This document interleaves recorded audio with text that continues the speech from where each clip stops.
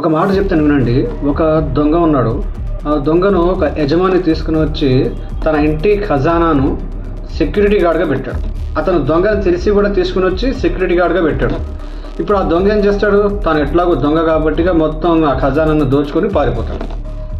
ఇక్కడ తప్పు ఎవరిది అంటే ఆ యజమానిదే. ఎందుకంటే అతను దొంగని తెలిసి కూడా తీసుకుని వచ్చి తన ఇంటి ఖజానాకి సెక్యూరిటీ గార్డ్గా పెట్టాడు. ఇప్పుడు సేమ్ టు సేమ్ ఇదే తప్పును మనం కూడా చేస్తున్నాం. మనము ఓటు వేసేటప్పుడు అతను దౌర్జన్యపరుడు, అతను దాదాగిరి చేసేవాడు, అతను దోచుకునేవాడు తెలిసి కూడా మనం అతనికే ఓటు వేస్తున్నాం. తీరా అతను గెలిచిన తర్వాత ఏం చేస్తాడు? ఖచ్చితంగా దోచుకుంటాడు, దాదాగిరి చేస్తాడు. ఇక్కడ తప్పు ఎవరిది అంటే మనదే. ఇలాంటి వాళ్ళను మనం ఓటు వేసి గెలిపిస్తున్నాం కాబట్టి మనదే తప్పు. కాబట్టి ఇకనైనా మారుదాం.